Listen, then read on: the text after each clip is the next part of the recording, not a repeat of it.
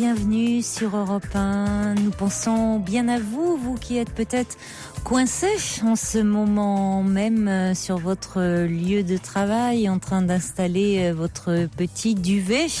Oh, c'est ce que fait un peu Fifi, tous les soirs. Non, je plaisante, parce que si ces chefs l'écoutent là et qu'ils s'imaginent que Fifi, alors qu'il est censé, et qu'il le fait d'ailleurs, travailler en fait, est en train de dormir dans son petit duvet tous les soirs, bien sûr que non. Il travaille Fifi la nuit, et je peux vous dire que même depuis plusieurs semaines, il travaille assidûment. Mais vous êtes peut-être coincé dans votre voiture, coincé dans les aéroports.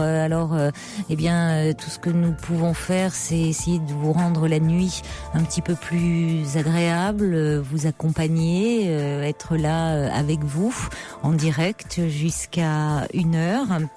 Pour partager, on va essayer de vous envoyer un petit Père Noël dans l'heure pour adoucir, vous offrir quelques cadeaux.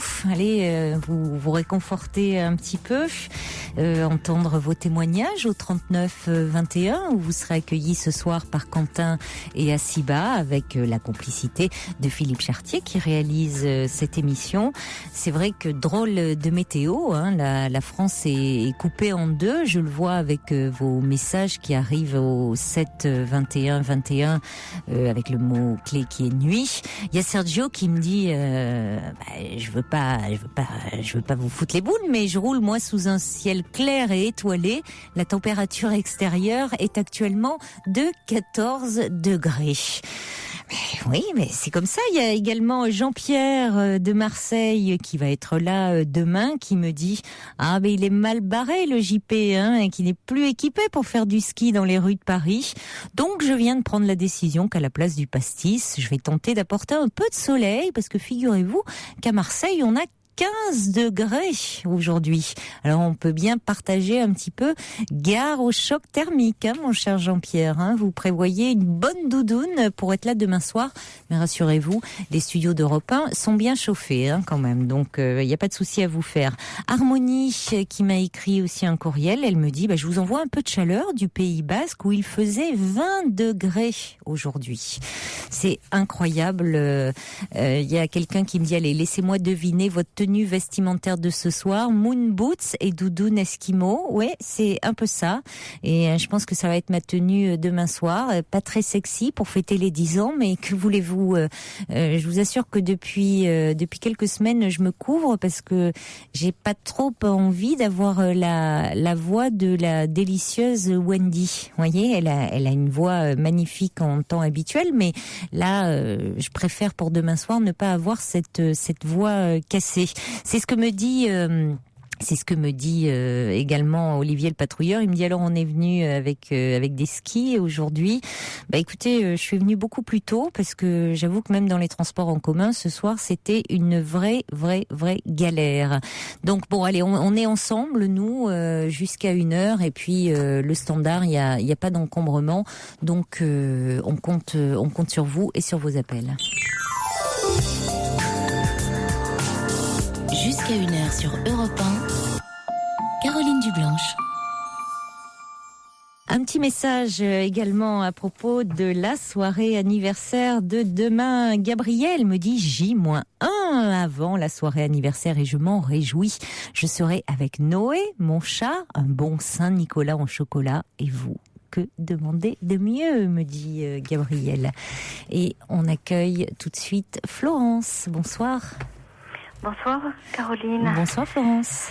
Je suis ravie de parler avec vous. Je suis une fidèle de l'émission et très très heureuse de vous parler. Je ne pensais pas avoir l'occasion de vous appeler un jour. Oui. Mais voilà, je suis confrontée à un petit problème, pas très très grave, mais qui me tracasse un peu et j'ai pensé que vos conseils, qui sont toujours judicieux, pourraient m'aider un peu. Mais je l'espère. Alors, je suis la maman d'un jeune garçon, adolescent de 16 ans, amoureux d'une jeune fille de son âge, très amoureux d'une jeune fille de son âge depuis environ une année. Et il se trouve que j'ai malencontreusement surpris par le plus grand des hasards cette jeune fille il y a quelques jours dans les bras d'un autre. Et je suis un peu perturbée depuis ce jour parce que je ne sais pas trop que faire de ce secret, entre guillemets. Je suis complètement désemparée. Je ne sais pas s'il faut le garder pour moi, le taire complètement, en parler à cette jeune fille que je connais par ailleurs, ou en parler à mon fils, qu'évidemment je n'ai pas envie de voir souffrir. Et je sais qu'en apprenant ça, ça va être un peu difficile pour lui. Alors je me dis que c'est peut-être pas forcément à moi de lui annoncer ça, mais en même temps, que faire si elle ne le fait pas? Mais écoutez, vous le dites très justement, Florence. Ce n'est pas à vous de lui annoncer cela. C'est ce que je pense aussi. Parce que ça concerne la vie intime de votre fils, sa vie amoureuse. Et après tout, ils sont toujours ensemble. Oui, tout à fait. Bon, vous avez, comme vous dites, vous n'auriez pas dû voir cela, cette jeune fille dans les bras de ce garçon. Bon, vous avez surpris cette scène. Oui, tout à fait, par hasard. Par hasard. Bon, vous passiez, j'imagine, dans la rue. C'était en l'occurrence dans un grand magasin, dans une grande enseigne, et ils étaient toute une bande de copains à s'amuser devant les consoles de jeux qui étaient en démonstration là pour les fêtes de Noël. Mm-hmm. Et voilà, je suis tombée sur elle. Je suis d'ailleurs allée vers elle parce que je l'ai reconnue de loin et que je pensais aller la saluer. Et j'ai vu au dernier moment que le jeune homme qui se tenait derrière elle l'enlaçait. Oui. Donc j'ai juste eu le temps de faire un mouvement de recul et il y avait par chance un gros pylône publicitaire là à l'intérieur du magasin qui m'a permis de me cacher un peu. Et j'ai cru que peut-être c'était pas tout à fait ça, parce que je sais que les jeunes à cet âge sont très démonstratifs entre eux, qu'ils sont très tactiles parfois. Mais là, en l'occurrence, j'ai attendu quelques minutes et il n'y avait pas de doute possible. Je les ai vus s'embrasser, flirter un peu, donc je me suis pas éternisée dans le magasin. Elle ne m'a pas vue. Donc je suis ressortie tout de suite et c'est vrai que depuis ce jour-là, je suis un petit peu perturbée. Alors c'était jeudi dernier, j'ai attendu, j'ai laissé passer le week-end en pensant que c'était peut-être tout récent entre ce jeune homme et elle. Et qu'elle savait peut-être elle-même pas très bien quoi faire. Et ils se voient uniquement le week-end parce qu'elle est interne dans la grande ville à côté. Et ils se sont vus ce week-end et en fait, elle a eu une attitude tout à fait habituelle, je dirais, ne laissant rien paraître.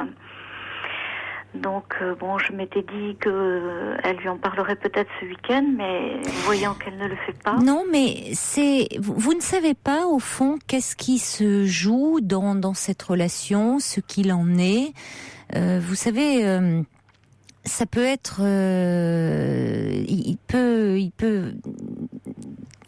faut se méfier de notre regard d'adulte. Du regard que nous posons adultes sur ces relations amoureuses adolescentes. Adolescentes, oui. Parce que nous projetons beaucoup de choses. Oui, c'est fort possible. Et d'autant plus que vous êtes la mère. Oui, donc vous voulez protéger. Mais vous ne pouvez pas baliser totalement la route de votre fils et enlever tous les obstacles de sa route. Alors j'entends bien que vous avez envie de bien faire et vous voulez lui éviter de souffrir.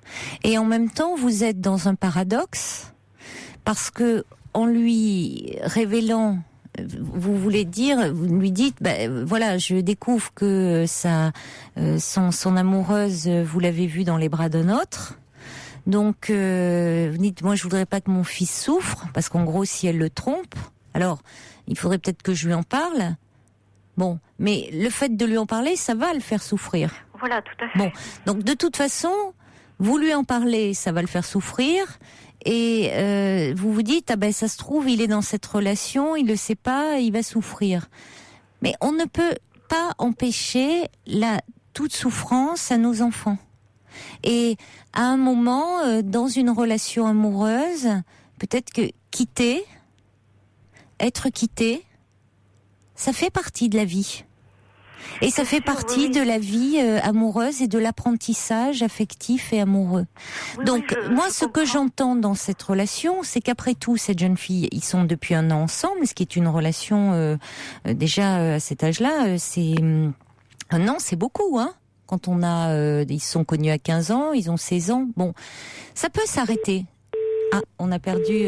On me disait qu'il y avait un petit souci avec le téléphone. Bon, on va rappeler Florence. Elle est là ou non? Un petit peu de musique. D'accord. Jusqu'à 1h sur Europe 1, Caroline Dublanche. Florence? Oui, pardon pour cette coupure. Mais je vous en prie. Oui, donc je vous disais que par rapport à cette relation, de toute façon, votre fils, je ne sais plus d'ailleurs, je vous disais, parce qu'avec ces coupures, je ne sais plus très bien où on en était.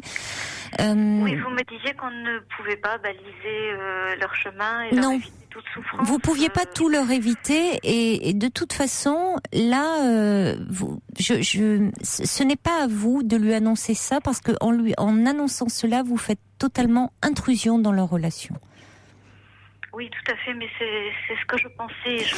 De toute façon, vous savez, j'ai cette position-là quand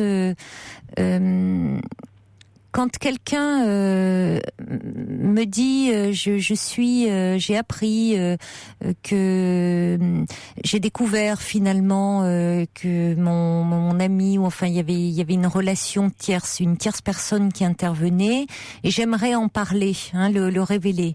Pourquoi on veut être le révélateur, celui qui dit, qui annonce comme ça la nouvelle? Quelles sont les motivations?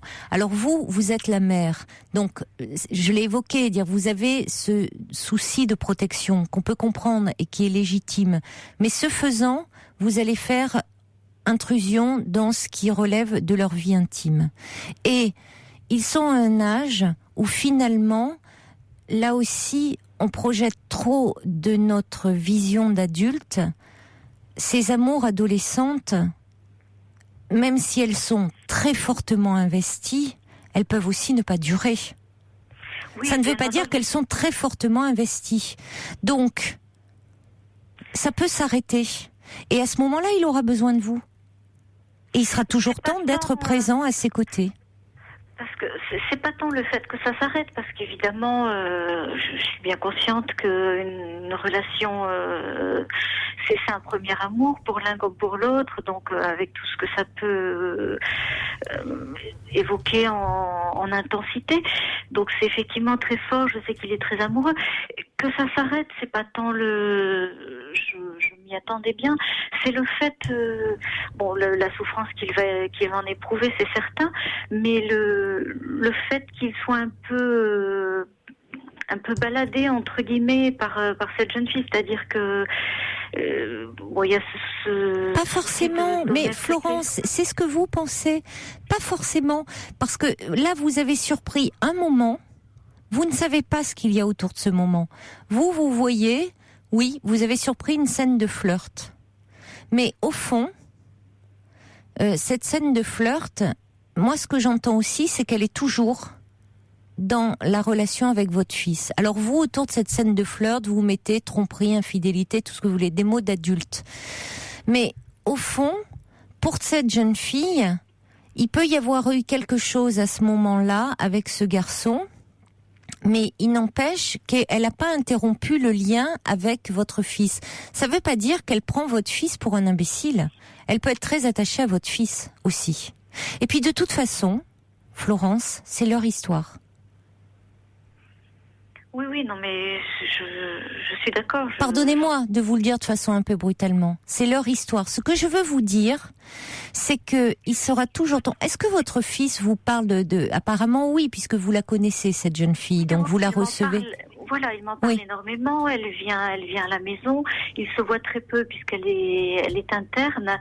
Donc, il ne se voit que le week-end. Et comme ils sont très jeunes, ils se voient forcément chez nous, chez les parents, c'est-à-dire chez nous, chez les parents de la jeune fille que nous connaissons par ailleurs. Mais écoutez, restez en dehors de tout ça. Il sera toujours temps, si jamais cette relation devait s'arrêter, à ce moment-là, d'être présent, je dis vous, et son père, il est présent aussi ? Oui, tout à fait.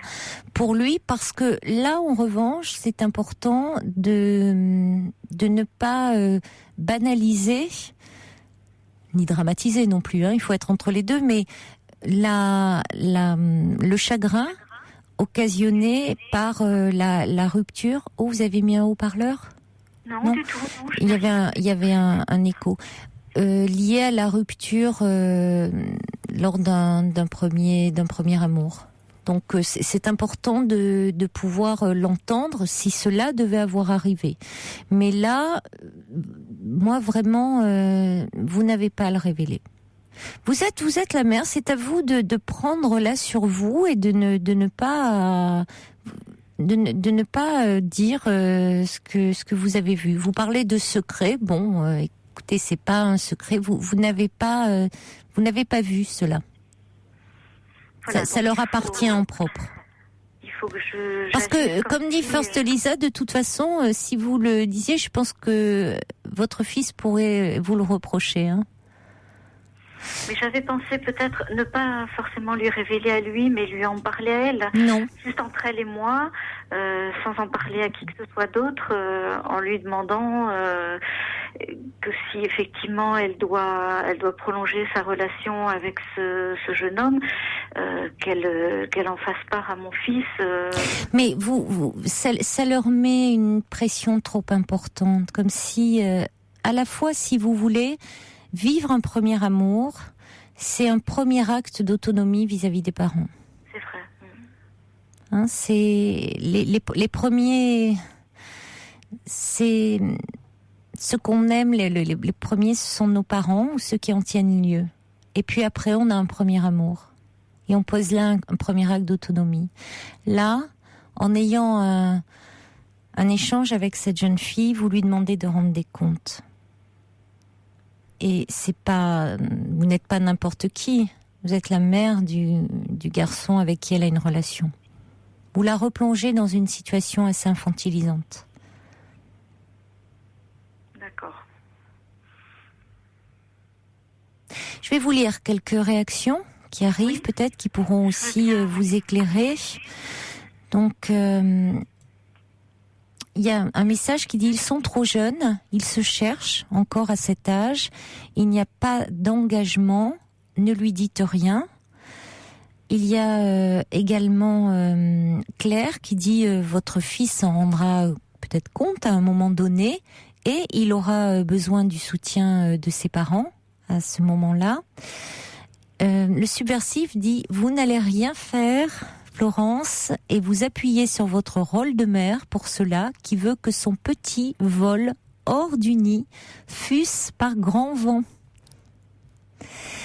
Il y a également donc First Lisa qui dit que oui, ça pourrait être une intrusion. Et puis attendez, je crois que j'ai un autre message. Angie qui dit ne jamais interférer dans les choix amoureux ou professionnels de nos proches, même s'il s'agit de nos enfants, dit Angie. Voilà. Alors un autre message, Soleada qui dit « Je serai le fils de cette dame, je lui en voudrais de ne pas me l'avoir dit ». Oui, mais enfin, tout dépend l'âge de l'enfant. Et puis bon, moi je pense pas. Je crois qu'il faut jamais interférer. Je pense qu'il m'en voudrait peut-être de ne pas lui avoir dit, mais je pense qu'il vous en voudrait de lui dire également, de toute façon. Donc la situation est impossible. S'il doit l'apprendre, il l'apprendra. Il ne dirait pas que je le savais. Il ne saura jamais que je le sais. Exactement. Si je ne lui dis rien maintenant, je ne lui dirai pas non plus par la suite que je savais. Non, exactement. C'est leur histoire et c'est une façon de respecter son intimité. Bon, J'avais dans l'idée que c'est effectivement ce qu'il fallait faire, mais bon, j'avais quand même quelques Oui, doutes, mais je comprends, parce que vous avez envie de le protéger, ce qui est légitime, et en même temps, bon, oui, mais c'est pas tellement que leur histoire se finisse, parce qu'effectivement... Mais elle est peut-être pas finie. Elle est peut-être qu'elle se terminera, et peut-être qu'elle n'est pas finie, Florence. Vous ne savez pas. Voilà, j'avais juste peur. Ne projetez. Vous voyez comment on peut projeter beaucoup de choses. Vous ne savez pas. Mais on voit l'investissement. Et parfois, moi, ce que j'entends, c'est que comme elle est interne, cette jeune fille, ils se voient le week-end, ils se voient chez vous, chez les parents. Et finalement, quand les parents sont parfois trop présents dans les histoires, et je comprends bien, c'est lié au mode un peu de vie, eh bien, ça complique un peu les choses. Et c'est pas mal, au fond, quand les adolescents, les enfants peuvent vivre leurs histoires un peu en dehors. Parce que... Certainement, mais oui. Matériellement, c'est compliqué. J'entends, mais c'est mieux parce que finalement, après, il y a toutes les angoisses, les attentes, les projections des parents. Oui, je cache pas que je me suis attachée à cette jeune fille. Et oui, c'est le problème. Et du coup, quand l'histoire parfois s'arrête, les parents souffrent aussi de ne plus voir. Alors que bon, il faut peut-être que ça s'arrêtera, peut-être que ça continuera, mais c'est leur histoire et que, eh bien, vous serez, quoi qu'il en soit, votre fils lui restera dans votre vie. Oui, bien sûr, ça c'est certain.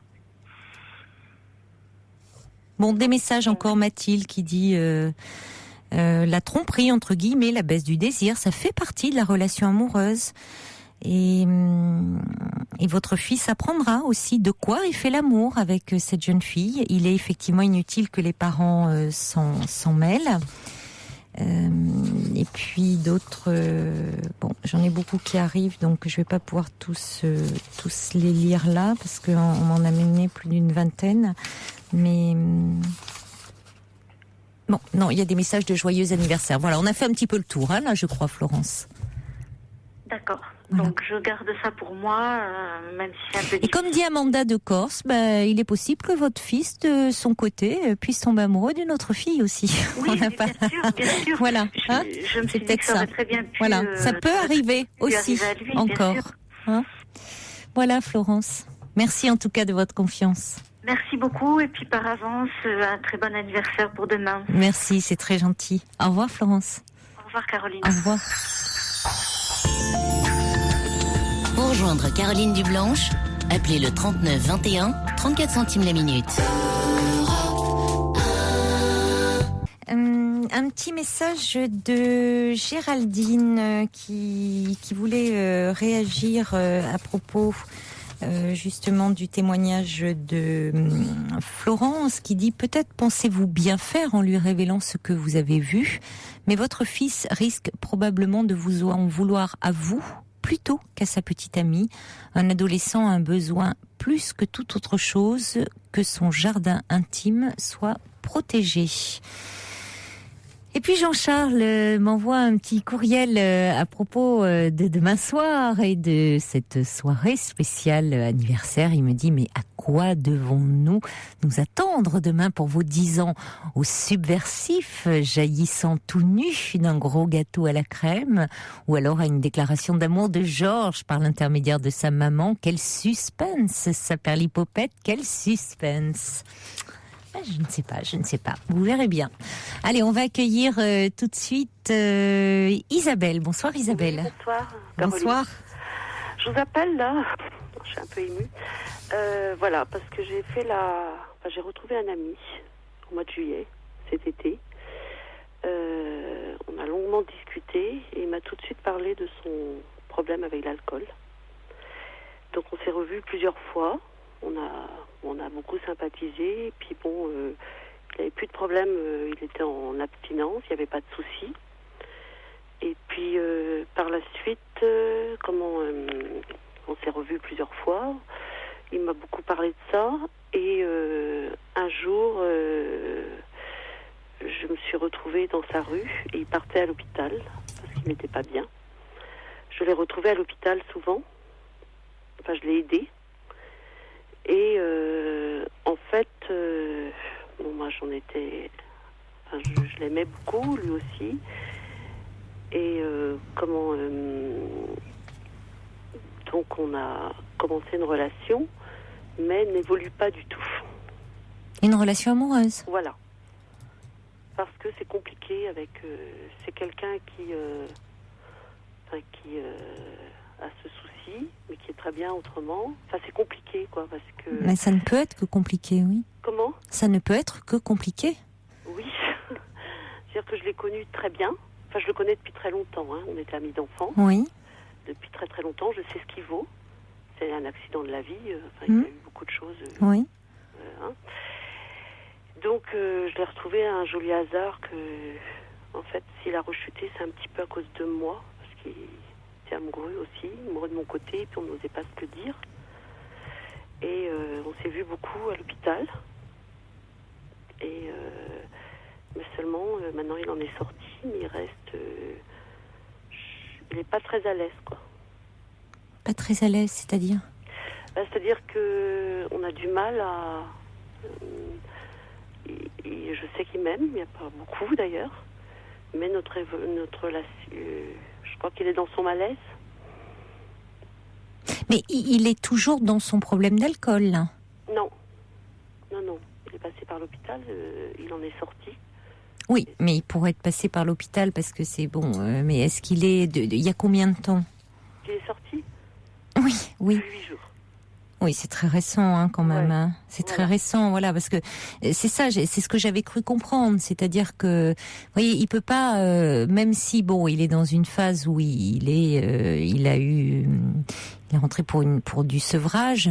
Voilà. Il ne peut pas, il peut pas aller bien comme ça. Voilà, ouais. Hein, là, il va être dans une phase de stabilisation, mais il ne peut pas aller bien psychologiquement. Oui, voilà. Déjà, il est il a passé physiquement, oui, ça va. il fait ça, voilà, oui. Mais il faut combler ce vide. C'est-à-dire quand il n'y a plus l'alcool, il y a cette anxiété ou cette dépression ou tout ce que venait finalement cette souffrance qui était masquée par l'alcool. Elle peut venir là sauter à la figure. Alors, on donne un traitement, évidemment. Il y a le traitement pour combler pour les effets de l'alcool, et puis il y a aussi tout un traitement d'antidépresseurs et autres pour calmer cette anxiété. Mais bon, ça se fait quand même. C'est du long terme. C'est frustrant. C'est-à-dire que pour moi, c'est frustrant. Ah, mais oui, mais Isabelle, mais évidemment. Mais ça risque de l'être pendant longtemps. Comment ? Ça risque de l'être pendant longtemps. Voilà. Il faut bien que vous ayez conscience que vous avez affaire à quelqu'un qui ne va pas bien et qui ne peut pas aller bien comme ça du jour au lendemain. Il va falloir qu'il soit aidé. Je connais exactement la nature de ses sentiments par personne interposée. Oui. Hein, parce que justement, il avait replongé. Il était abstinent depuis 7 mois. Il avait replongé, et quand quelqu'un lui a demandé pourquoi il avait replongé, il a dit que c'est parce qu'il avait rencontré quelqu'un qui était très bien, mais qui ne voudrait jamais de lui. Et alors que moi, de mon côté, pareil. Moi, c'est parce que je le trouvais un peu trop beau, parce que je suis très complexée. Mais et il en parle, il en a parlé à un copain de ça, de ses sentiments. Oui. Et il m'a dit, tu sais, c'est très très fort, mais... Et je lui ai écrit une lettre hier. Et il m'a appelé, il m'a dit, ta lettre m'a beaucoup émue. J'ai beaucoup de sentiments pour toi, mais il faut que tu sois patiente, c'est tout. C'est tout. Il est bien dans la réalité. Ouais, je pense. Il est très lucide.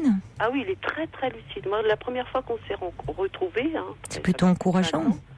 Il m'avait dit, tu sais, il m'en a parlé tout de suite. Il m'en a parlé énormément tout de suite. Parce qu'il en parle énormément de son problème. Et justement, c'est des personnes, que ce soit médecin, assistante sociale et tout, personne ne le met en... Oui, mais semble-t-il, vous, Isabelle, vous attendez beaucoup de lui, parce que vous me dites, oui, mais la relation, elle n'avance pas. Oui. Mais oui, mais forcément, lui, il a besoin d'avancer déjà sur un plan personnel. Oui. On peut pas, tout ne peut pas avancer. Il peut pas faire tout avancer sur tous les plans, là. C'est ce qu'il m'a dit. On peut pas non plus trop attendre de cet homme. C'est ce qu'il m'a dit. Eh bien oui, mais il est très lucide, c'est peut-être vous qui attendez trop. Non, je suis réaliste. Hein. Je suis passée par des moments avec lui. Non, mais j'ai pas dit que vous n'étiez pas réaliste, mais je vous sens terriblement en attente. Oui, oui, parce que je suis passée avec lui par des moments très difficiles. Non, mais peut-être. Ouais. Mais vous pouvez pas demander. Non. À quelqu'un qui sort d'une convalescence d'aller faire un marathon. Non. Bah oui, mais... Non, mais même un peu de tendresse, quelque chose, quoi. Oui, mais après tout, Isabelle, pardonnez-moi, mais vous n'étiez pas obligée de repartir dans cette relation. Vous saviez, au fond, vous êtes revenu vers cet homme, vous le rencontrez, il va à l'hôpital faire sa cure de sevrage. Vous saviez que vous allez au-devant de quelque chose de difficile.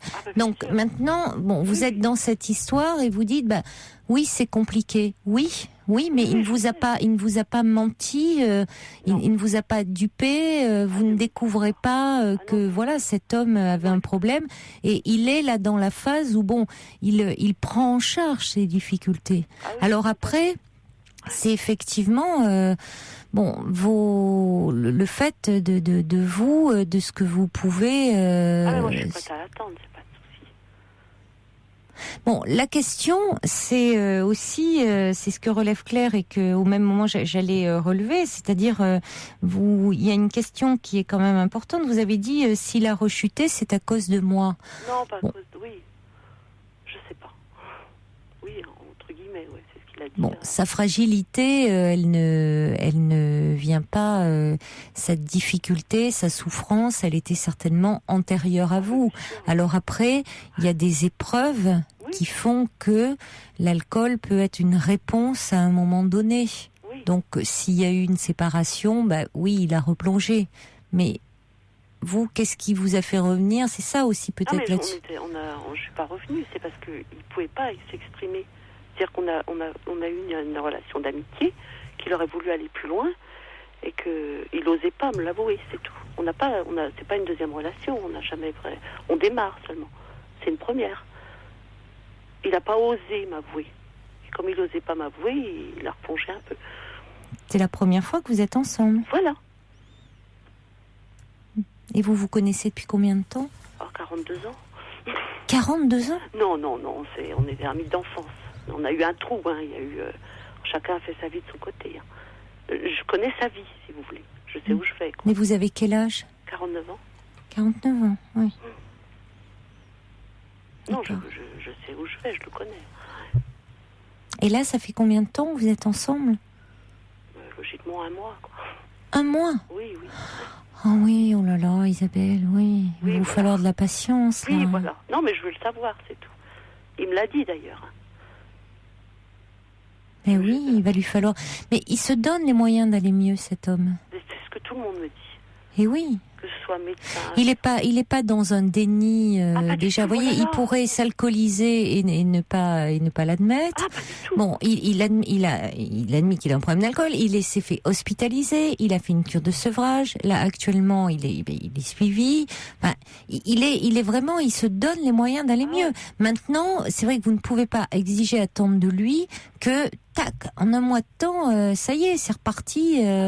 C'est pas possible parce que derrière ce problème d'alcool, il y avait une souffrance. Ah oui, une grosse souffrance. Et il va pas l'extirper de lui comme ça. Non. Alors, je vous dis pas que d'être son thérapeute et d'être non. Mais c'est vrai que il y a peut-être des moments où il n'a pas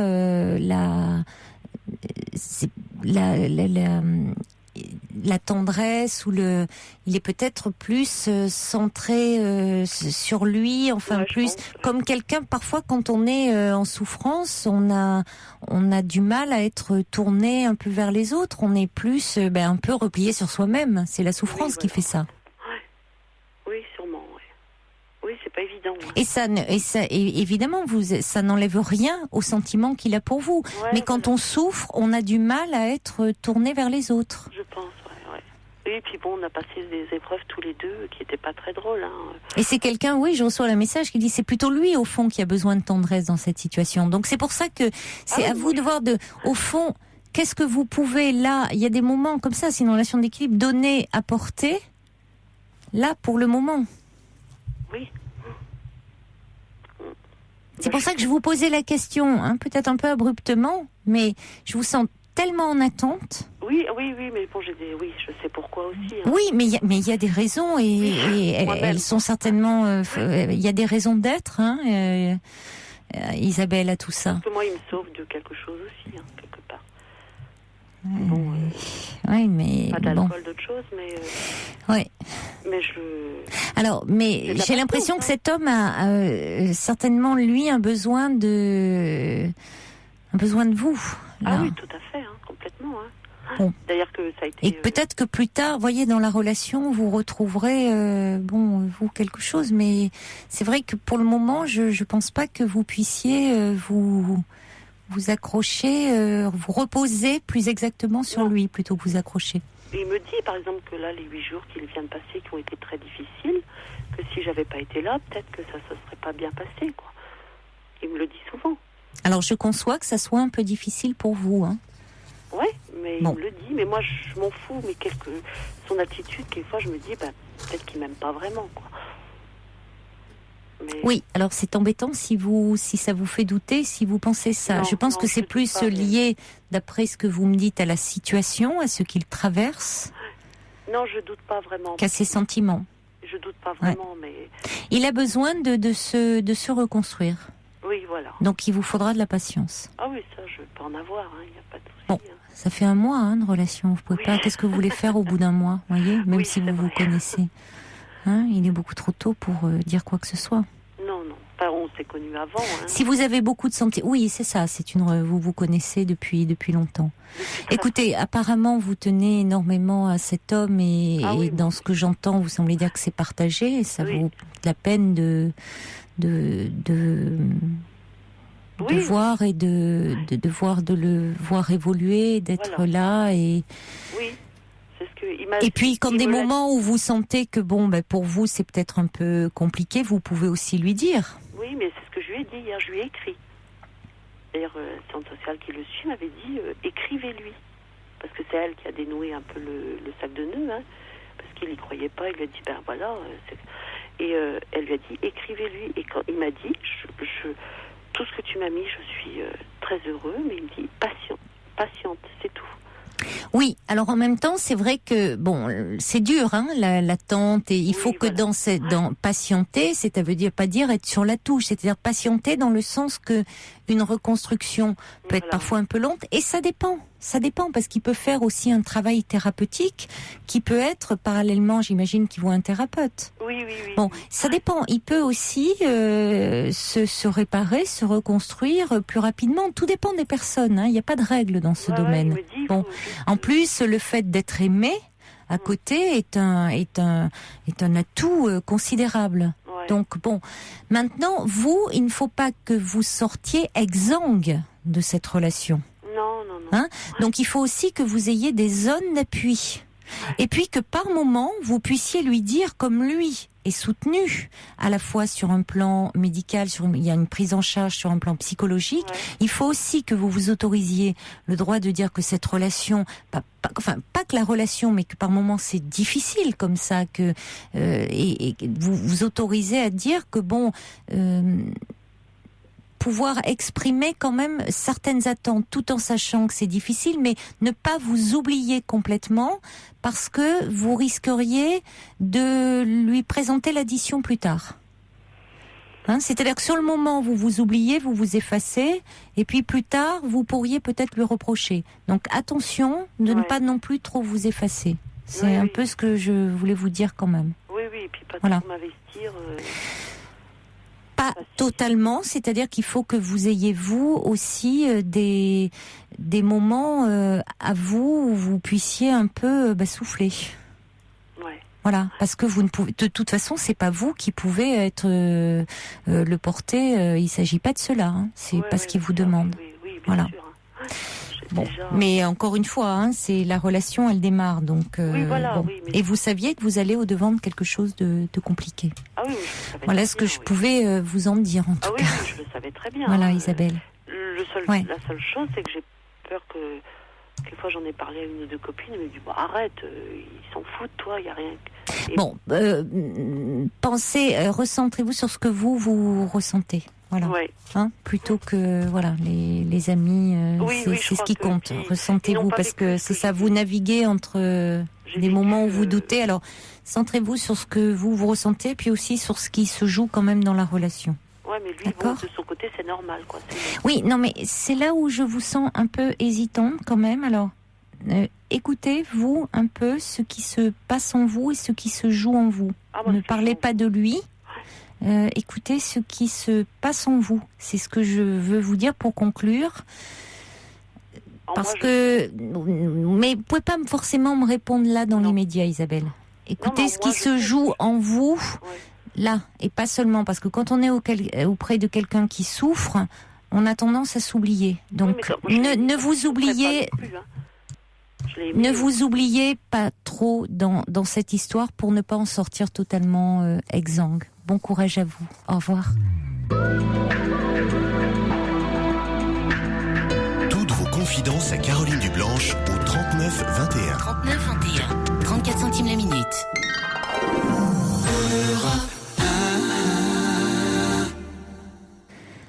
Bonsoir Nathalie. Oui, bonsoir. Bonsoir. Je voulais revenir sur le témoignage de cette maman avec son fils. Florence, oui. Parce que il y a 15 jours, moi j'ai mon fils de 17 ans qui fréquentait une jeune fille de 21 ans. Et il y a 15 jours, eh bien, mon fils a pris des médicaments. Pour oublier, parce qu'elle lui a envoyé des textos très méchants. C'était un vendredi soir, moi j'étais avec une amie et il a commencé à prendre des médicaments, il en a repris le samedi, et le samedi à 14h30 j'avais les pompiers à la maison et j'avais le médecin, etc. Alors, effectivement, moi je veux bien que les parents ne se mêlent pas des affaires des adolescents, etc. Mais je crois que il faut avoir un œil sur tout, sur leurs études, sur ce qu'ils veulent faire, sur leurs projets, sur etc. Et même, de temps en temps, sur leur fréquentation. Et moi, je l'avais prévenu, je lui avais dit que c'était pas une fille pour lui, qu'elle était plus âgée que lui, qu'elle avait déjà un enfant. Et je le lui avais dit, mais moi, je suis à l'âge que j'ai, pour lui, je suis comme je dis toujours, je suis un dinosaure. Je suis née au Moyen-Âge, et évidemment, les parents n'y comprennent rien. Mais je l'avais prévenu, et j'avais même prévenu la fille, en disant de ne pas jouer sur deux tableaux. Et mon fils s'est engagé à 600% dans cette affaire et il s'est retrouvé à l'hôpital. Il a quel âge, votre fils? 21 ans? 17 ans. 17 ans, hein, c'est cette jeune femme qui a 21 ans. Ouais. Donc, moi je veux bien que les parents, alors on nous dit faut pas s'occuper, faut s'occuper, il faut pas... je crois qu'il faut aussi surveiller un petit peu... On les connaît, nos gamins, on les connaît, nos enfants. Moi je le connais, mon fils, hein. Je sais comment il peut réagir, et je l'avais prévenu, je l'avais mis en garde. Oui, mais ça n'empêche que vous avez beau le prévenir, il n'a pas arrêté cette relation. Il a voulu, absolument. Oui. Absolument. Je dirais que c'est un mal pour un bien. Vous savez que parfois, même justement, plus on intervient, plus l'adolescent qui se construit souvent en opposition s'obstine pour aller contre le désir. Non, c'est certain, c'est certain. J'ai jamais autant parlé avec lui que depuis 6 mois. Ça, c'est absolument évident. Oui. Mais moi, je l'avais prévenue, elle aussi. Mais vous avez le droit, c'est important de pouvoir donner son point de vue. Oui. Bien sûr qu'on peut donner son point de vue. La situation que vous décrivez est très différente, Nathalie, de celle décrite par Florence, où elle avait découvert... Mais moi, j'aurais été Florence, j'aurais été voir la fille. Hein. Oui, moi je suis pas du tout d'accord avec ça. Moi, j'aurais été voir la fille. Non, parce que c'est une intrusion. C'est une intrusion dans la vie de ces jeunes gens et leur vie amoureuse leur appartient. Mais oui, leur vie amoureuse leur appartient. Mais moi, j'ai mes enfants toutes seules, et je peux vous dire que ma vie amoureuse leur appartient aussi. Et qui me lâche pas là-dessus. Oui, eh bien ça c'est un problème. Ça c'est un problème, je suis bien d'accord avec vous. Ça c'est un réel problème. Alors ça serait un autre débat, parce que notamment, oui, et notamment pour les mères. Et notamment pour les mères, ça je suis bien d'accord, parce que moi je suis pas. C'est vrai qu'il manque peut-être un homme à la maison qui aurait peut-être pu l'aider plus facilement que je. Enfin, moi, de toute façon, j'ai pas culpabilisé sur cette affaire. Non. Moi, j'ai fait ce qu'il fallait. Puis votre fils a appelé à l'aide et heureusement, il est là. Et finalement, vous dites que depuis 6 mois, vous n'avez jamais autant parlé avec lui, au fond. Il y a eu aussi ce côté, on peut y voir cet aspect positif, c'est qu'au fond, la relation n'est pas rompue, et non seulement elle n'est pas rompue, mais vous parlez avec lui. Oui. J'ai toujours beaucoup parlé avec lui, et même si ça l'agaçait, même si ça pouvait le mettre en rogne, j'étais obligée de lui dire, attention, ce n'est pas une fille pour toi, attention. Et je ne pouvais pas m'empêcher de le lui dire, je ne pouvais pas. Je lui dis, il y a des filles qui sont très bien pour toi. Alors, il m'a dit, à l'hôpital, je veux tout recommencer. Je lui dis, tu vas pas tout recommencer à 17 ans. Oui. Qu'est-ce que tu veux recommencer à 17 ans ? Qu'est-ce qu'il voulait recommencer, justement ? Qu'est-ce qu'il voulait recommencer ? Oui, c'est intéressant. Il est compagnon du devoir, il a un travail, il a un projet, mais il n'avait pas de fiancée, entre guillemets. Et il pensait avoir trouvé celle qu'il lui fallait. Mais c'était pas elle qu'il lui fallait. Mais moi, je savais. Et oui, mais quand on a cet âge-là, le premier amour, on a l'impression que ça va être le seul et l'unique. Et quand ça s'arrête, qu'il y en aura plus d'autres, quoi, que c'est la fin de tout. Oui. Et donc, on peut effectivement avoir envie de mourir. Vous savez que même adulte, beaucoup de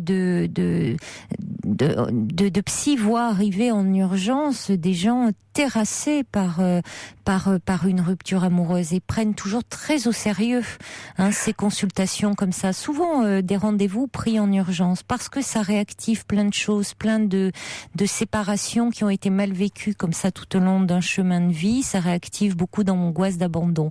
Donc dans la problématique des adolescents, toutes ces séparations qui ont été mal vécues depuis l'enfance peuvent être réactivées à ce moment-là et peuvent conduire chez certains qui ont des fragilités à des passages à l'acte.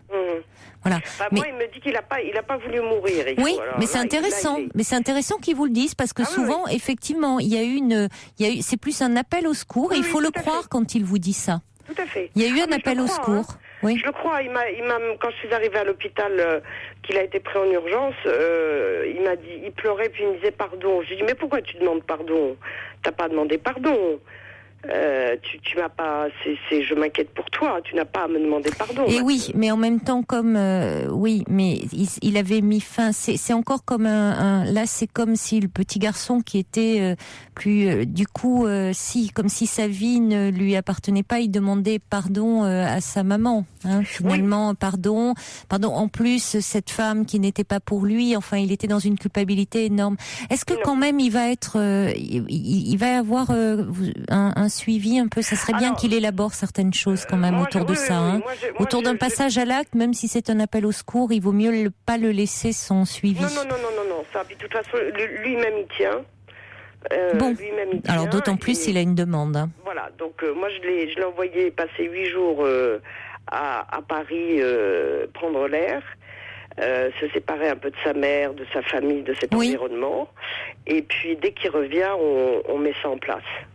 Et c'est important pour vous aussi, Nathalie, parce que quand vous dites que justement vous êtes une maman qui élevait seule vos enfants, et il y a de plus en plus de femmes dans cette situation, et qu'au fond, là, les enfants font intrusion dans votre vie, et au fond, vous ne vous autorisez pas à avoir une vie, ça c'est important, parce que là aussi c'est une question de limite. Quand je dis que c'est important que les parents respectent la vie de leurs enfants, la réciproque est vraie aussi. C'est-à-dire que c'est la limite posée. C'est ce que je leur dis. J'ai 3 enfants qui ont 17, 16 et 15. Donc, effectivement, c'est pas facile. C'est pas facile, hein. Non. Non, ça, c'est pas facile. Mais la réciproque est vraie, c'est ce que je leur ai dit. J'ai ma vie avec vous, mais j'ai ma vie aussi à moi. Et ça, vous devez le respecter. Je vous ai jamais abandonné. Mais qu'est-ce qui fait que justement vous ne pouvez pas, au fond, que vous avez peut-être, vous êtes la mère et tellement la mère qu'il n'y a plus de place pour la femme. Ah ben c'est certain, puisqu'il y a de toute façon il y a plus de père puisqu'il les voit plus depuis bientôt 15 ans. Donc il y a plus de père. Ça, moi je fais tout. Je suis la mère, le père, je suis celle qui... Oui. Je suis celle qui fait les câlins et je suis celle qui de temps en temps pousse et pas contente après eux, ou etc. Donc je fais tout. Depuis 15 ans, je fais tout. Oui, mais ça va pas, ça. Bah non, ça va pas. Je suis bien d'accord avec vous. Mais maintenant, je vois que pour ce qui me concerne, c'est un peu trop tard. Non, il est jamais trop tard. Oh, non, il est pas trop tard. Il est pas trop tard. Non, bah surtout pas à 50 ans, Nathalie. Je veux dire, 52. Bon, enfin, attendez, à 2 ans près. Vous voyez, on n'en est pas à 2 ans près. 52 ans, il y a beaucoup de choses à vivre, surtout sur le plan de la féminité, et notamment par rapport à vos enfants. Ça lâchera un peu du lait. Je pense que ça leur fera beaucoup de bien. Oui. Et vous, ça vous ferait aussi beaucoup de bien. Je pense, Nathalie. Merci en tout cas d'avoir pris la peine d'appeler. Ben non, je vous en prie, puis bon anniversaire. Merci Nathalie. Au revoir. Au revoir.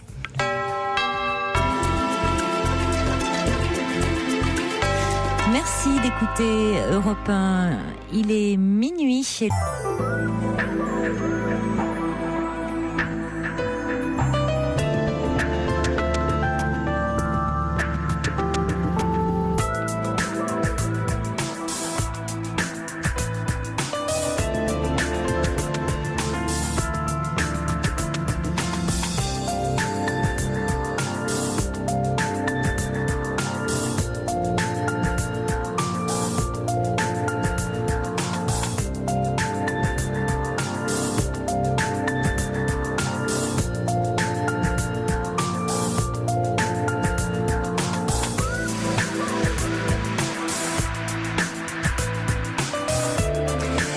Deuxième heure de votre libre antenne, toujours en direct, bien entendu, sur Europe 1, avec vos témoignages au 39 21 et toutes vos réactions par SMS au 7 21 21 avec le mot nuit, et vos courriels sur le site europe1.fr.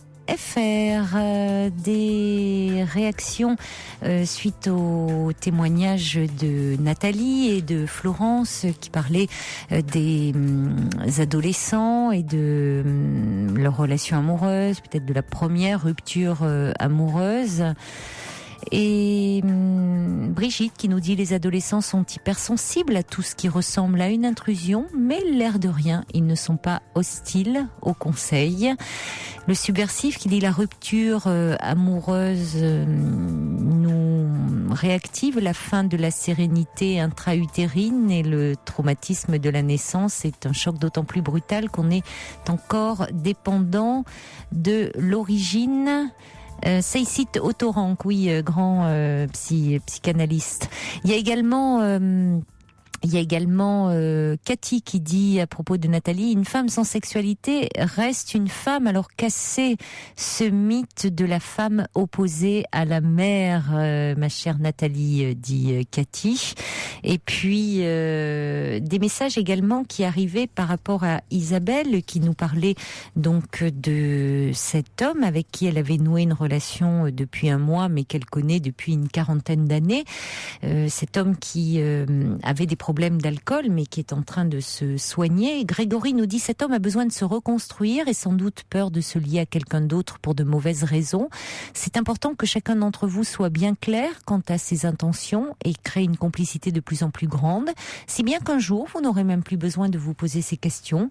Vous serez dans une relation d'amour et de complicité. Également des messages pour dire, quelqu'un disait, Mathilde disait qu'il y avait souvent des rechutes dans les problèmes d'alcool. Un moyen de s'en sortir peut être, à condition d'assister aux réunions, même pendant la période d'abstinence. Ce sont les alcooliques anonymes. Et puis Géraldine dit: il ne s'agit pas d'attendre que l'autre soit guéri, mais de savoir si oui ou non on peut vivre aux côtés de quelqu'un qui souffre d'une addiction. Géraldine ajoute: je ne pense pas que l'on guérisse d'une addiction, on apprend à faire avec, à trouver des aménagements, un jour après l'autre, sans savoir si l'on tiendra le lendemain.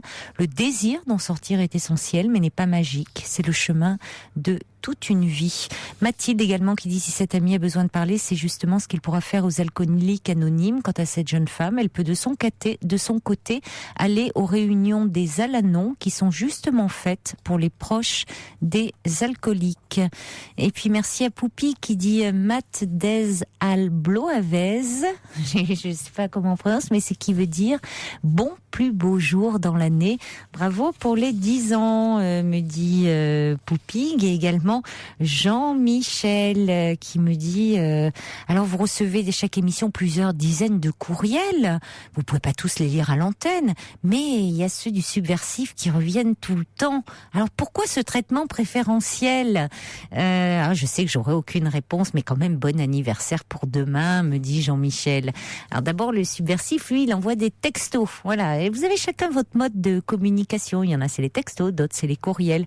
Parce que le Subversif, comme d'autres, et comme Brigitte, le Subversif, oui, c'est un nom que vous retenez parce que, évidemment, il y a un peu de provocation dans ce pseudo.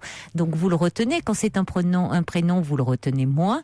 Oui, il revient souvent. Mais mon cher Jean-Michel, si vous m'envoyez des courriels en faisant une analyse sur un témoignage, je vous assure que je le lirai également. Bonsoir Pascal. Bonsoir. Bonsoir. Voilà, ça fait pas très longtemps que j'ai découvert votre émission. C'est par le biais d'une amie à qui j'écris. Je voudrais lui dire bonsoir à Lucette.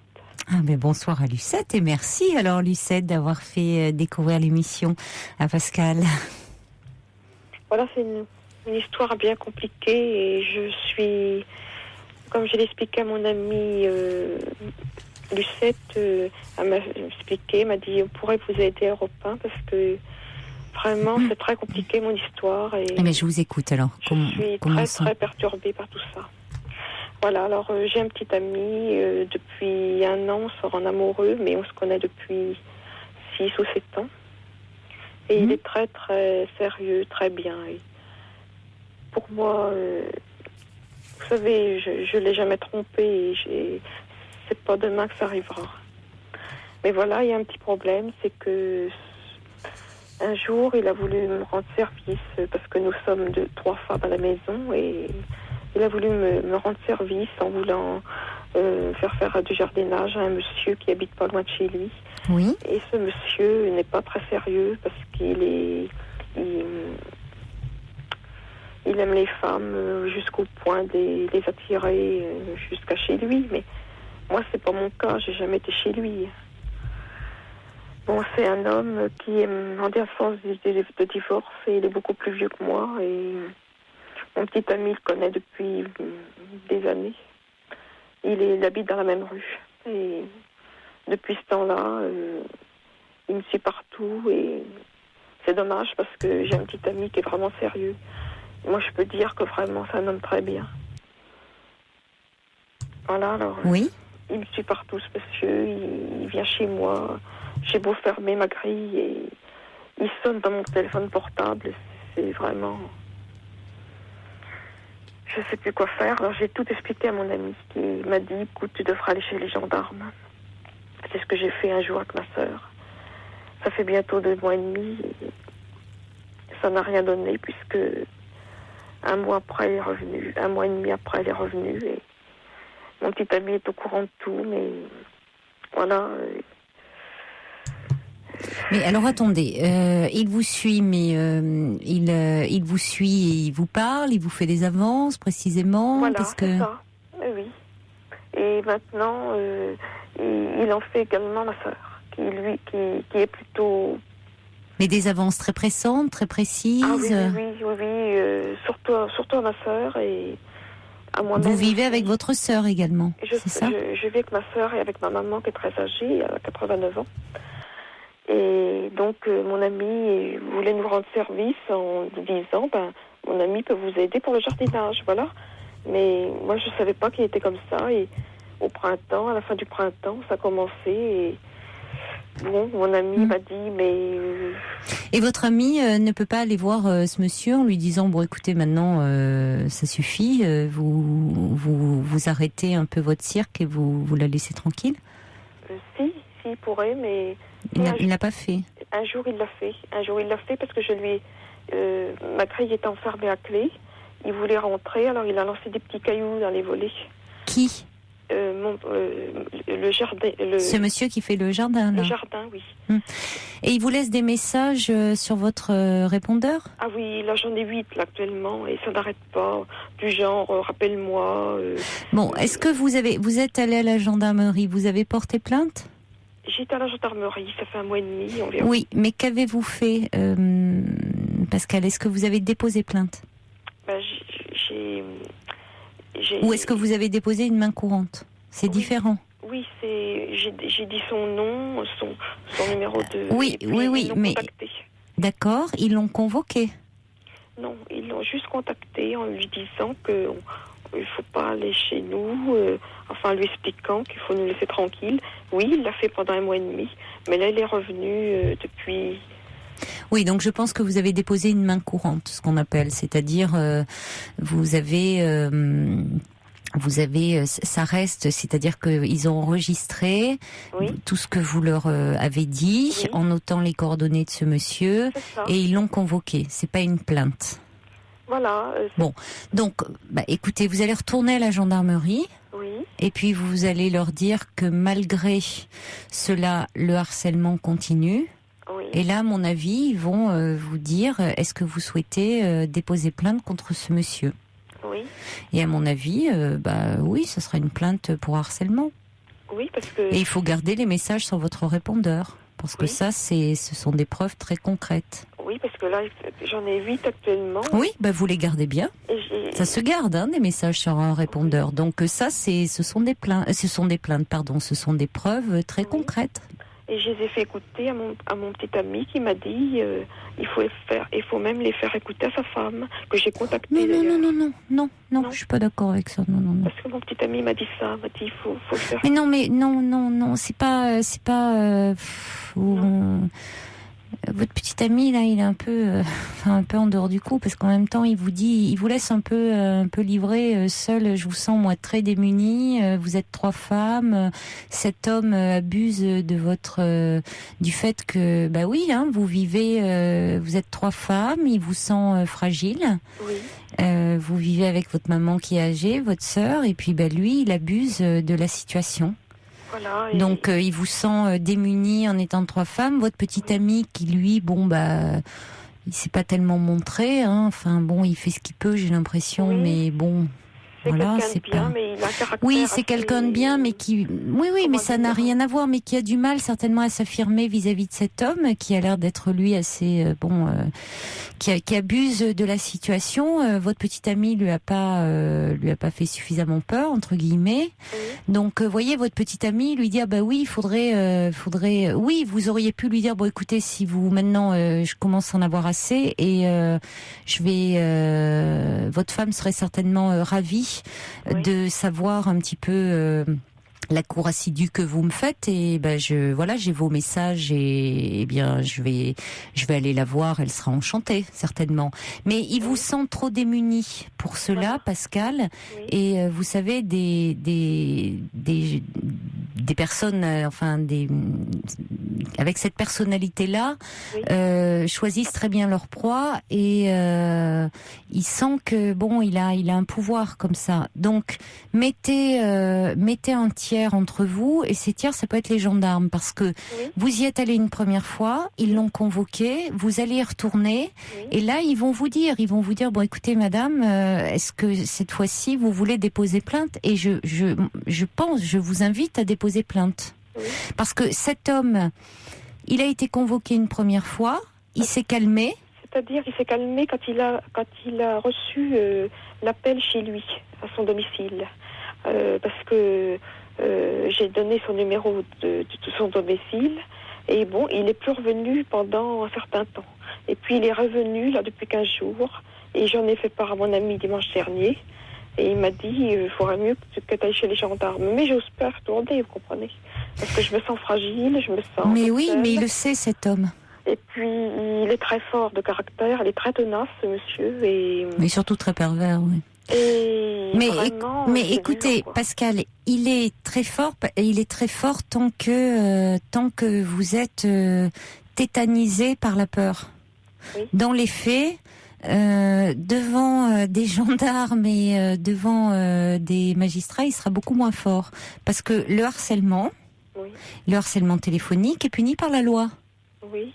Donc là, il sera beaucoup moins fort. On n'a pas le droit de comme ça, d'empoisonner l'existence des autres. Donc ça va lui calmer ses ardeurs.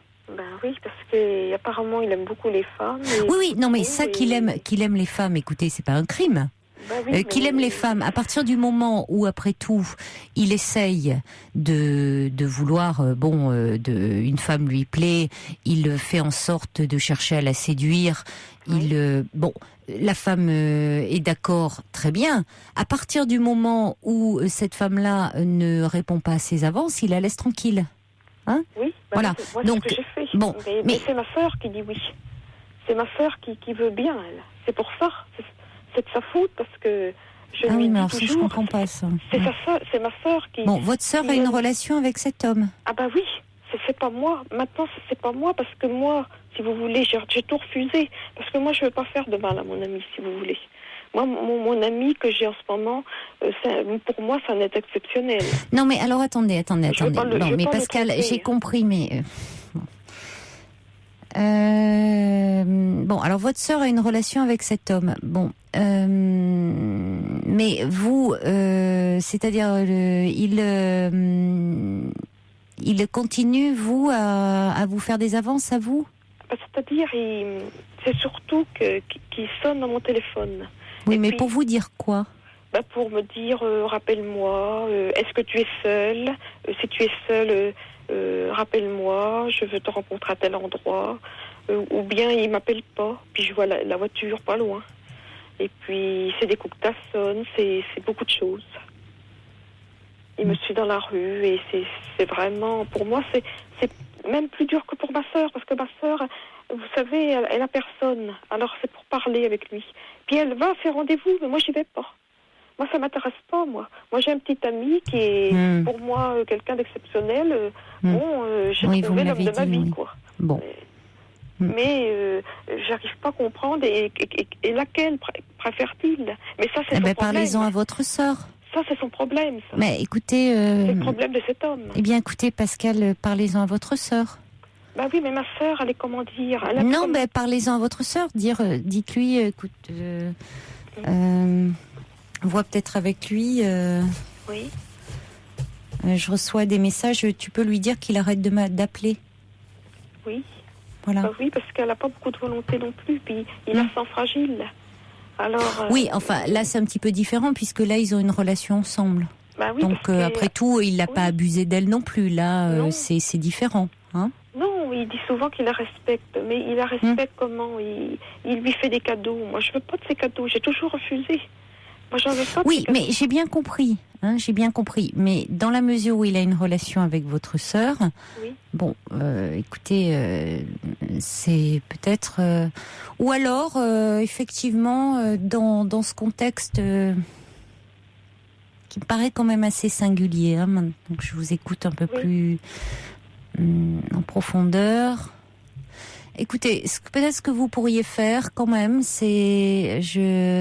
En y réfléchissant, là, mieux. Oui. C'est de dire à cet homme... alors maintenant, ça sera le seul message que je vais vous laisser. Oui. Si vous me laissez un message de plus... Oui. J'ai conservé tous vos messages. Oui. Je l'ai fait porter à votre femme, je l'ai fait lire à votre femme, premièrement, et deuxièmement, je vais porter plainte à la gendarmerie. Oui. Donc, je ne veux plus avoir aucune nouvelle de vous. Oui. Voilà. Très fermement. Parce que là, très fermement, Pascal, très fermement. Oui, voilà. Et vous laissez votre sœur de côté dans son histoire avec cet homme. Ça ne vous concerne pas. Vous pensez qu'il vaut mieux que je laisse ma sœur avec cet homme? Ça la regarde. Écoutez, elle a quel âge votre sœur? Écoutez, elle a 64 ans. Oui, écoutez, à 64 ans, c'est une grande fille. Oui, mais c'est quelqu'un que je trouve un peu irresponsable. Oui, mais Pascal, elle a 64 ans, hein, c'est une grande fille. Oui. D'accord, donc vous la laissez vivre cette histoire avec cet homme. Oui, mais il n'est pas sérieux, il n'est pas peu importe. Hein, c'est son histoire à elle. Hein. C'est son histoire. Vous ne vous en mêlez pas. Vous avez votre histoire, vous, avec votre amie. Bon, elle a le droit d'avoir sa vie à elle. Vous, par rapport à lui, vous lui dites, ça sera maintenant, si j'ai à nouveau des nouvelles, je ne veux plus avoir aucun message de vous. Oui. Sinon, tous les messages que j'ai conservés, c'est votre femme qui va les avoir. Oui. Et je porte plainte à la gendarmerie. Oui, c'est vrai. Voilà, ni bonjour, ni au revoir, c'est comme ça. Voilà, mais pas avec cette petite voix que vous avez hésitante et douce, hein. Oui, c'est vrai. D'accord, vous prenez, vous entraînez un peu. Oui. Vous dites madame, vous dites pas c'est Pascal, vous dites madame, hein, vous donnez votre nom de famille. Oui. Je tiens à vous informer que si j'ai le moindre message de vous, d'accord ? Oui. C'est votre femme qui désormais aura tous les messages que j'ai conservés en mémoire. Oui. Et deuxièmement, je dépose plainte à la gendarmerie. D'accord. Voilà. À mon avis, il n'y reviendra pas. Parce que c'est invivable, vous comprenez ? Oui, mais j'ai bien compris que c'est invivable. Mais par rapport à votre sœur, vous laissez. Parce que ça appartient à votre sœur. Hein, et vous ressentez comment ? Je voudrais pas qu'elle ait des ennuis parce que mais il n'y a pas de raison. Il n'y a pas de raison. Je voudrais pas qu'elle ait des ennuis parce que si vous voulez, elle n'est pas sérieux. C'est ça. Non, mais attendez, qu'il soit pas sérieux. Écoutez, ça après tout, c'est l'histoire de votre sœur. Hein. Oui. Vous, l'important, c'est que voilà. Mais s'il pouvait me laisser tranquille avec mon ami. Eh bien, écoutez, vous arrêtez. À mon avis, après ce message, il vous laissera tranquille, je crois, Pascal. Si vous lui laissez un message, mais ne tournez pas autour du pot, hein. Il faut prendre une voix un peu affirmée et lui dire, parce que si vous êtes hésitante comme ça, c'est sûr que ça n'ira pas et que vous êtes une proie toute désignée. Allez, rassemblez vos forces et vous allez y arriver. Au revoir. Caroline Dublanche, 39 21, 34 centimes la minute.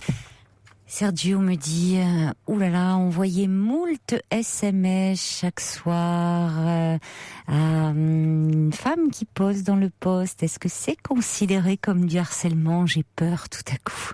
Non, mon cher Sergio, je ne vais pas vous poursuivre. Je suis ravie que vous m'envoyiez plein de messages. Au contraire, vous pouvez continuer. Au contraire, je suis heureuse quand vous êtes là tous et que je sens votre présence.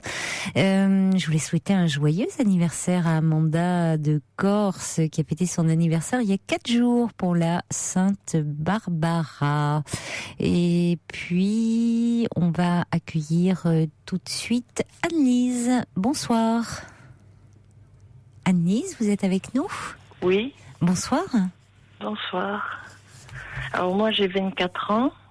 Oui. Et je vous appelle parce qu'en fait j'ai un parcours assez atypique. Moi je suis une enfant adoptée. Oui. Je suis une petite Chilienne. Oui. Et j'ai eu une enfance très heureuse, élevée par ma mère et ma tante, qui ont 70 ans toutes les deux. Oui. Donc déjà j'ai eu une éducation très stricte. À l'âge de 21 ans, on m'a mise dehors. J'ai été SDF pendant 2 ans. Et j'ai quitté la rue, et là, l'année dernière, je me suis inscrite à la fac pour faire un DAEU, pour avoir le bac. Je l'ai eu. Mais pourquoi on vous a mis dehors à l'âge de 21 ans ? Vous me dites que vous avez une enfance très heureuse. J'ai eu une enfance très heureuse, mais j'ai commencé les TS à partir de mon adolescence, quand j'ai pris beaucoup de poids, à mes 16 ans. Et c'est là que ça a commencé à clasher avec ma tante, parce qu'il faut savoir que quand j'étais petite, je préférais ma tante à ma mère. Et le jour de mes 10 ans, j'ai préféré ma mère à ma tante, ce qui est normal, enfin pour moi. Et donc du coup, il y a eu de la jalousie du côté de ma tante et nos disputes ont commencé. Elles vous élevaient, elles vivaient ensemble toutes les deux ? Oui, elles vivent toujours ensemble. Elles vivent toujours ensemble. Oui. Donc, à la suite de ça, j'ai fait 2 ans de russe, donc j'ai connu la misère, j'ai connu la violence, j'ai vu des choses que je n'aurais jamais dû voir. Heureusement que j'avais ma chienne, qui est la femme de ma vie, entre guillemets, parce qu'elle m'a beaucoup soutenue, enfin, même si c'est un animal, elle m'a beaucoup protégée, réchauffée. Oui. Et là, depuis 3 mois, je suis avec un garçon qui s'appelle Julien, que j'aime de tout mon cœur. C'est la première fois au bout de 24 ans que je tombe vraiment amoureuse et qu'on m'aime pour ce que je suis. Et en fait, il est tombé en prison le 4 novembre, à la prison de Bayonne. Et ma famille, aujourd'hui, me dit, tu as un choix à faire. Soit c'est ta famille, et tu restes avec nous, et tu continueras à nous voir. Soit tu choisis ton copain, et dans ce cas-là, on n'aura plus aucun contact avec toi. Alors, je ne sais plus trop quoi faire par rapport à ça.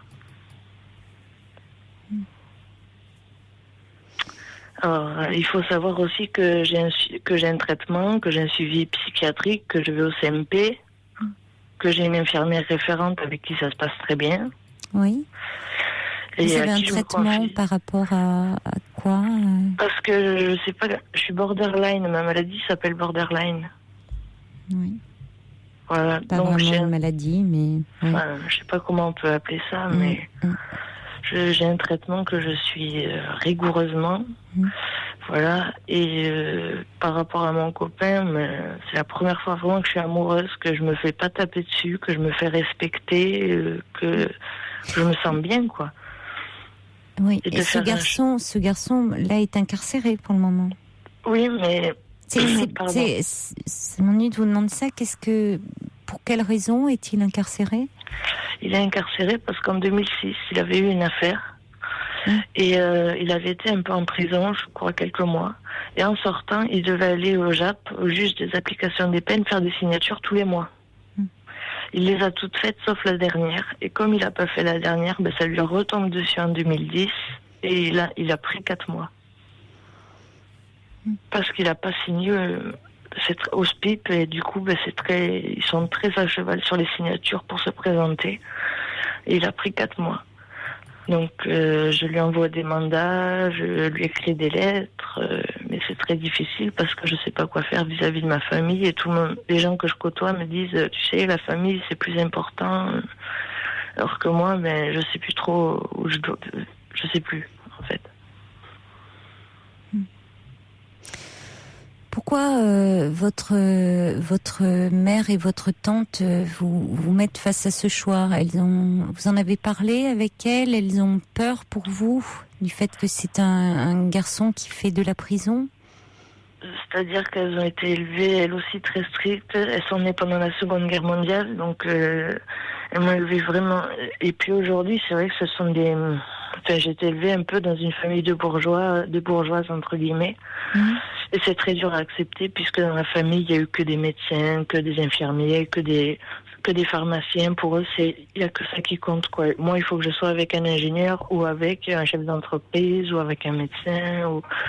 Elle, c'est ça qu'elle voit pour moi. Elle ne voit pas un tolard, comme elle l'appelle, quoi. Oui, enfin, c'est lui coller une étiquette dans le dos qui ne... Bon, c'est un moment de sa vie. Il a quel âge, ce garçon ? Il a le même âge que vous, il a 24 ans. Non, il a 31. Il a 31 ans. Bon. Oui.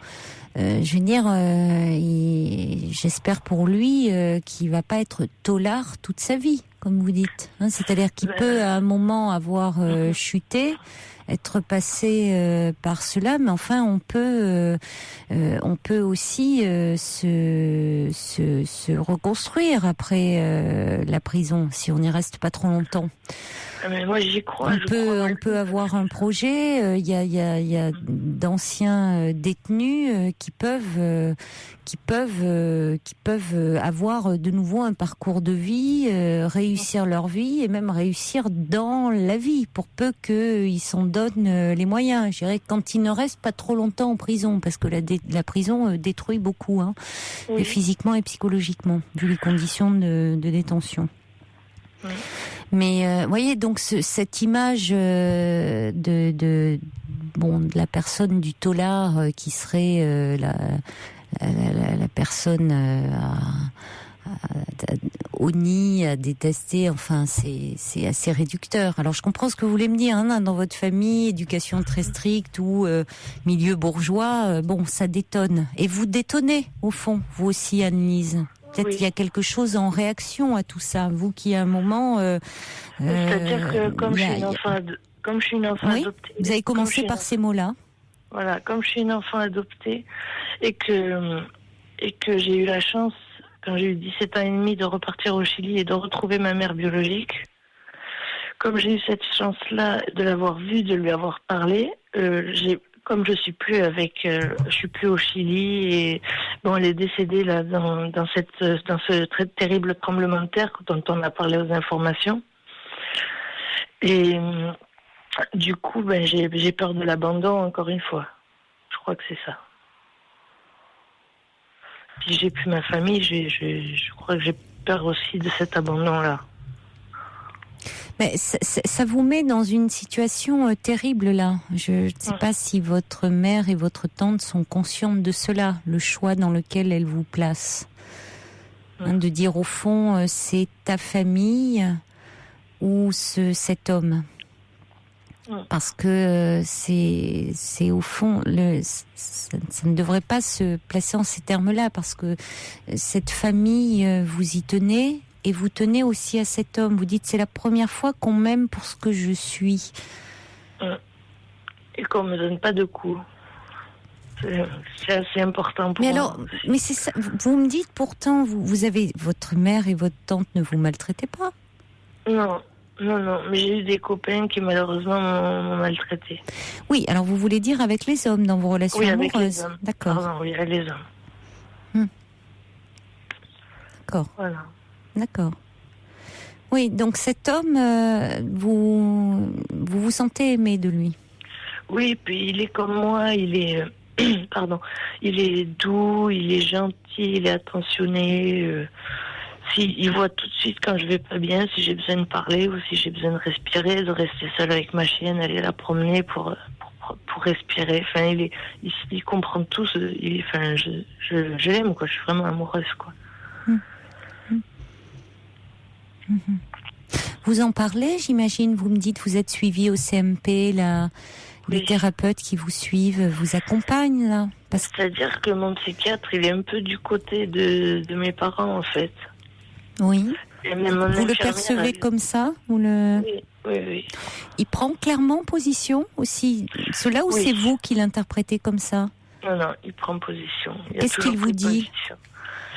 Il me dit, vous êtes élevé dans une famille bourgeoise, patati patata, qu'est-ce que vous faites avec les prisonniers? Et après, ça sera quoi, les meurtriers? Enfin, comme ça, il parle. Et après, il rigole.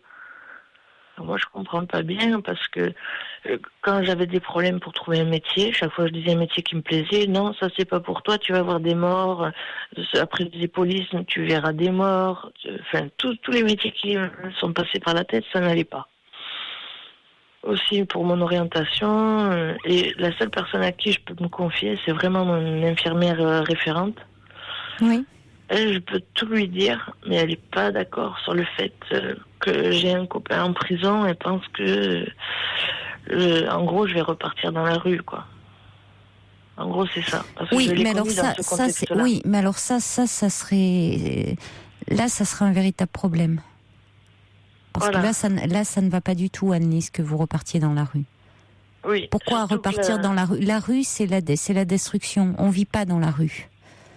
Quand vous avez retrouvé votre mère de naissance, votre mère chilienne, oui, qui était-elle? Une femme qui se prostituait. Eh oui, elle était à la rue.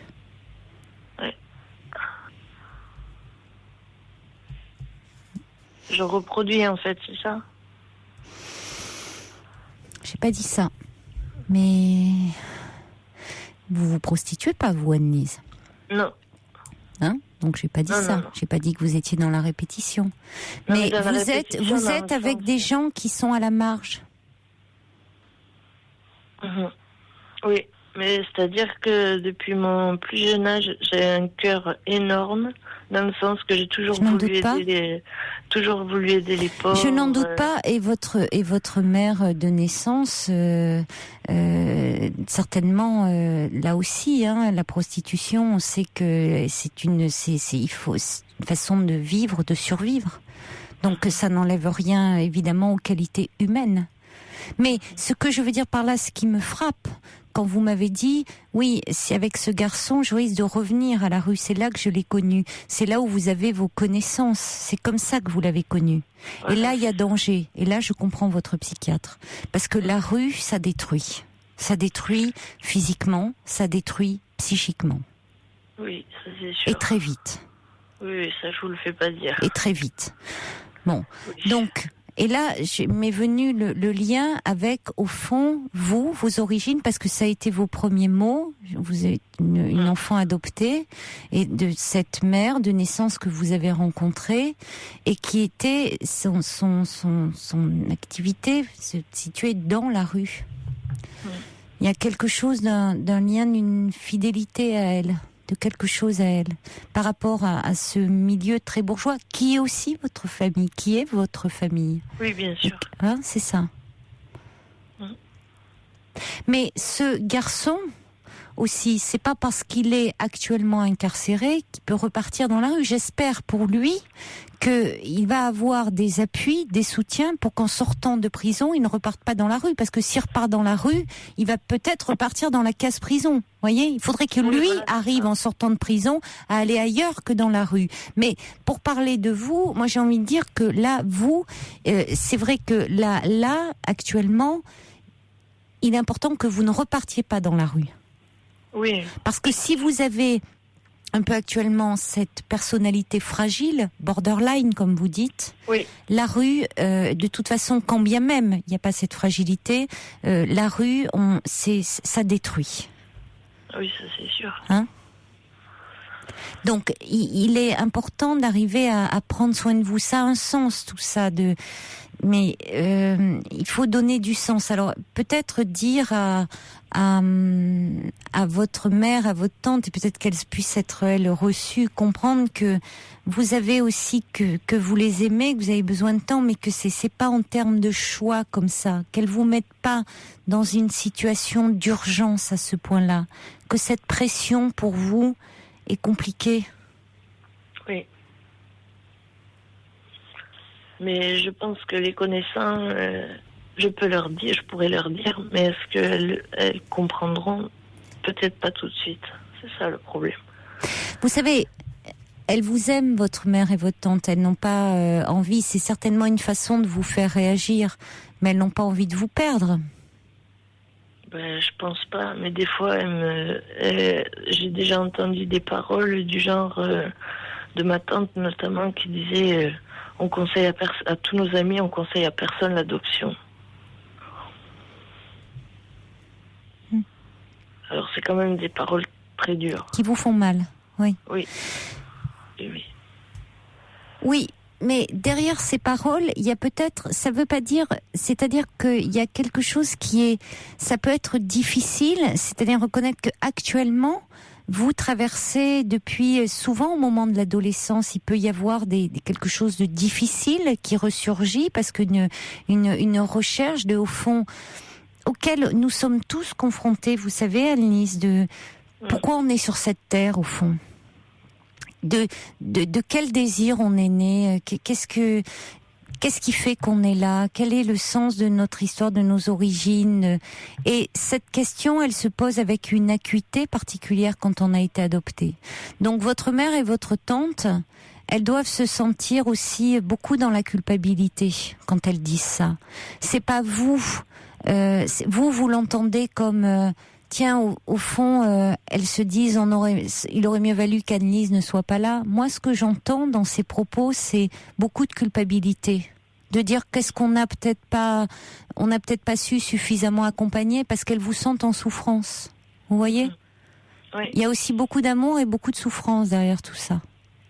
Oui, mais je dirais presque on s'aime comme on se fait, quoi. Mais c'est souvent ça, Annelise. Ouais. Quand on s'aime très fort, c'est souvent proche, hein ? C'est souvent proche.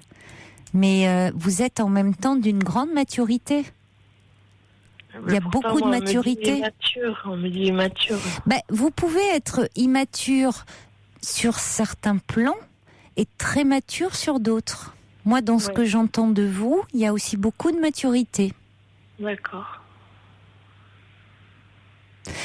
Donc, il y a des choses. Moi, vous comprenez bien que par rapport à votre histoire, je peux pas moi me positionner et vous dire ce que vous devez faire. Par rapport, je reviens sur la première question que vous m'avez posée comme ça. Mm-hmm. Je pouvais que parler un peu avec vous comme ça, essayer de voir un peu, d'ouvrir des pistes. Et puis ça, vous allez pouvoir continuer à les approfondir avec les thérapeutes, avec ce psychiatre, avec l'infirmière avec laquelle vous travaillez. Et puis, ça demande du temps, tout ça. Mais vous êtes une très jeune femme, Anne-Lise. Vous êtes au début de votre vie. Vous savez, il y a beaucoup de choses qui vont évoluer. Alors, moi, quand même, ce que j'ai envie de vous dire, c'est que la rue, c'est bon. Il faut la laisser derrière vous. Il faut éviter, là, de vous faire du mal. Ah oui, c'est dur. Mais de notre côté, j'ai l'impression qu'il y a des jours, la rue m'appelle, quoi. C'est comme si j'avais un pied qui était pas... Oui, mais j'entends ça très fort chez vous. Et il y a quelque chose de votre histoire là qui vous rattrape, et quelque chose de votre enfance. Et il y a un paradoxe entre cette enfance très heureuse et une enfance, comme dit, j'ai ce message qui arrive à ce moment-là du subversif, qui dit une enfance qui finit jetée à la rue est une enfance incomprise. Il faut la résoudre, il faut en parler. Il y a beaucoup de choses dont il y a besoin de parler encore, Anne-Lise. Voyez ? Oui. Parce que c'est la rue. Votre avenir, il n'est pas dans la rue. C'est formidable ce que vous avez fait de reprendre un DAU. Vous vous rendez compte l'équivalent du bac ça demande une motivation, un courage. Ça veut dire que vous en avez les capacités, donc ne gâchez pas ça. Ne gâchez pas ces capacités. Parce que ça, vous êtes là plutôt revenir à la rue, c'est être dans l'autodestruction. Or, appuyez-vous sur ce qui fait aussi cette solidité. Voyez? N'allez pas vers ce qui peut vous détruire. Allez vers ce qui vous porte vers le beau. Vraiment. Hein? Je vais essayer. Vous allez, il faut là apprendre à prendre soin de vous, parce que parfois en s'opposant, et c'est aussi comme ça qu'on se construit, mais en s'opposant, on peut se faire beaucoup de mal. Donc appuyez-vous aussi sur ce qui vous construit. Donc peut-être que dans ce milieu bourgeois que vous rejetez, il y a peut-être quand même des choses à prendre aussi. De bon aussi. Je pense à vous, Anne-Lise, et rappelez-moi, donnez-moi de vos nouvelles de temps à autre. D'accord ? D'accord, c'est gentil de m'avoir écouté. Puis bonjour à tout le monde, et puis bon anniversaire pour demain. Merci Anne-Lise. Prenez soin de vous. Au revoir. Au revoir. Caroline Dublanche sur Europe 1. Un petit message de Marinette qui dit: parfois le choix ne se limite pas à une simple alternative. Lutter contre la rue, Anne-Lise. Ava qui dit: quel douloureux conflit de loyauté. Bon courage, bonne route de tout cœur. Moi je crois en vous. Je vous embrasse. Je vous souhaite une très belle nuit. Je vous donne rendez-vous demain, bien sûr, pour les 10 ans, soirée spéciale. Faites de jolis rêves. Il est maintenant 1h.